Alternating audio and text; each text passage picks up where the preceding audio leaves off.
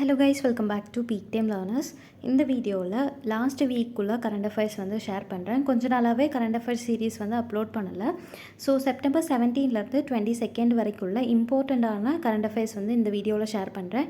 And next வீடியோவில் இன்றைக்குள்ள important current affairs வந்து ஷேர் பண்ணுறேன். அண்ட் நாளையிலேருந்து ஹிந்து நியூஸ் பேப்பர் அனாலிசிஸ் வந்து கண்டினியூ பண்ணலாம். மினிஸ்ட்ரி ஆஃப் ஷிப்பிங் இதுக்குள்ளே பிராண்ட் அம்பாசிடராக மனு பகேர் வந்து அப்பாயிண்ட் பண்ணியிருக்கிறாங்க. யூனியன் கேபினெட் வந்து சந்திரயான் 4 மிஷனுக்கு 24.06 crore rupees வந்து அலோகேட் பண்ணியிருக்காங்க. நேச்சுரல் டிசாஸ்டர்ஸால் அஃபெக்ட் ஆன பீப்புளுக்கு ரிலீஃப் அண்ட் ரீஹேபிலிட்டேஷன் சென்டர்ஸுக்காக 12,554 crores rupees வந்து அலோகேட் பண்ணியிருக்காங்க.